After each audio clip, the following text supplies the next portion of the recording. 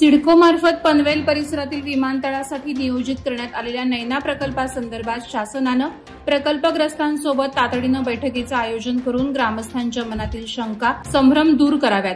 त्याशिवाय कोणत्याही पद्धतीची कारवाई सिडकोनं करू नये अथवा तसा प्रयत्नही करू नये अशी ठाम मागणी आमदार प्रशांत ठाकूर यांनी राज्य विधिमंडळाच्या अर्थसंकल्पीय अधिवेशनात करत लक्षवेधी सूचना उपस्थित केली. असे झाले तरच हा प्रकल्प मार्गी लावणं उचित ठरेल याकडे लक्ष वेधलं. जोपर्यंत शेतकऱ्यांचं समाधान होत नाही तोपर्यंत पुढे पाऊल टाकू नये अशीही मागणी केली. अनेक दशके उलटून गेली तरी पेण तालुक्यातील खारेपाट भागातील ग्रामस्थांना पिण्याचं पाणी मिळत नाही.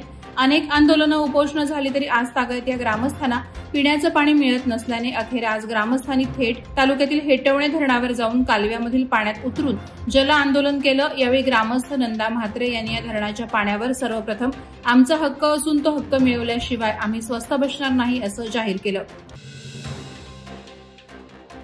नवी मुंबईतील कोपरी गावात परदेशी महिला आणि पुरुष ड्रग्सची विक्री करत असल्याची माहिती एपीएमसी पोलिसांना मिळताच पोलिसांनी थेट घरात जाऊन दोघांनाही ताब्यात घेतलं. त्यांच्या घरात झडती घेताच 20,65,000 किमतीची 52 ग्रॅम कोकेन पावडर हस्तगत केली. दोन्ही आरोपींना अटक झाली असून पुढील कारवाई एपीएमसी पोलीस करत आहेत. अलिबाग तालुक्यातील चौल आगराव रस्ता गेली अनेक वर्षांपासून नादुरुस्त आहे. राज्यभरातील भाविकांची श्रद्धा असलेल्या श्री शीतला देवीचं मंदिर याच मार्गावर आहे. त्यामुळे स्थानिक ग्रामस्थांसह पर्यटकांनाही खड्डेमय रस्त्याचा त्रास सहन करावा लागतोय. लोकप्रतिनिधी रस्त्याच्या दुरुस्तीकडे लक्ष देत नसल्याने ग्रामस्थांनी आंदोलनाची तयारी केली आहे. रस्त्यांच्या दुरुस्तीसाठी थेट मुख्यमंत्र्यांना पत्र पाठवण्यात येईल. प्रसंगी रस्त्यासाठी आंदोलन करण्याचा इशारा ग्रामस्थांनी दिला आहे. म्हसळा तालुक्यातील तोंडसुरे या गावात मार्च महिन्यातच विहिरींनी तळ गाठला असून नद्या ओस पडल्यात. 13,05,00,000 रुपयांची तोंडसुरे नळपाणी योजना बारगळल्याने 4 ग्रामपंचायतींमधील 9 वाड्यांना याचा फटका बसलाय. एक हंडा पिण्याच्या पाण्यासाठी 1 किलोमीटरची पायपीट करावी लागत असल्याने तोंडसुरे ग्रामपंचायत हद्दीतील 3 वाड्यातील 1,000 पेक्षा जास्त महिला आणि पुरुषांनी 3 किलोमीटर चालत पाणी पुरवठा कार्यालयावर शासनाविरोधात घोषणा देत हंडा मोर्चा काढला. मुख्यमंत्री माझी लाडकी बहिणींना आता बँकेचे रुपे कार्ड मिळणार असून महाराष्ट्र बँकेकडे बोलणी चालू असल्याचं महिला आणि बालकल्याण मंत्री आदिती तटकरे माणगाव पंचायत समिती कार्यालय येथे एकात्मिका बाल विकास सेवा योजना प्रकल्प आणि ग्रामीण पाणी पुरवठा उपविभाग कार्यालयाच्या भूमिपूजन कार्यक्रमात सांगितलं. हे RuPay card ST bus, railway station, shopping centre, मॉलमध्ये देखील चालतील. अशा प्रकारे हे रुपे कार्ड आम्ही महाराष्ट्रातील 2.5 कोटी लाडक्या बहिणींना देणार असून लाडक्या बहिणींचा हप्ता देखील होळी सणाआधी 12 मार्चपर्यंत जमा होईल असंही त्यांनी सांगितलं. रोहा तालुक्यातील इंदरदेव धनगरवाडीमधील तब्बल 44 घरं, 15 गोठे, 1 शाळा आणि वनसंपदाचे वणव्यामुळे मोठ्या प्रमाणावर नुकसान झालं होतं. ही भयाण परिस्थिती समजल्यानंतर धनगर समाज नेते आमदार गोपीचंद पडळकर यांनी 3 किलोमीटर चालत जाऊन इंदरदेव धनगरवाडी ग्रामस्थांची भेट घेऊन प्रत्यक्ष पाहणी केली.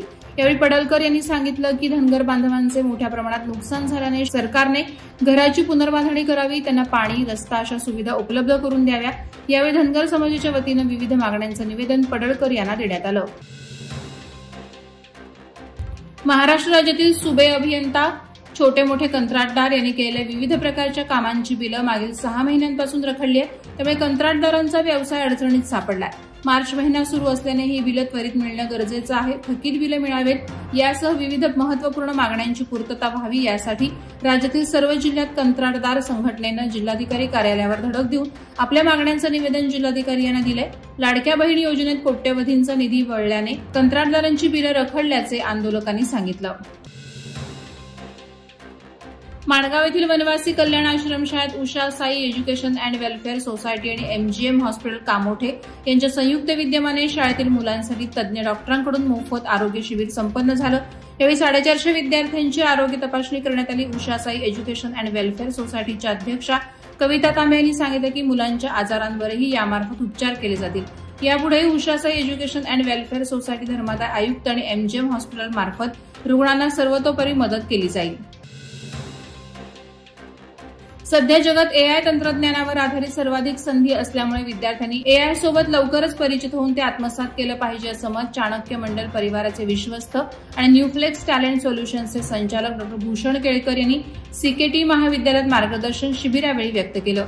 जनार्दन भगत शिक्षण प्रसारक संस्थेच्या कार्यकारी मंडळाचे सदस्य आमदार प्रशांत ठाकूर यांच्या मार्गदर्शनाखाली विद्यार्थ्यांसाठी करिअर विषयक मार्गदर्शन सत्र खांदा कॉलनीतील चांगुकाना ठाकूर महाविद्यालयात संपन्न झालं. वादळवारा लाईव्हसाठी न्यूज ब्युरो रायगड.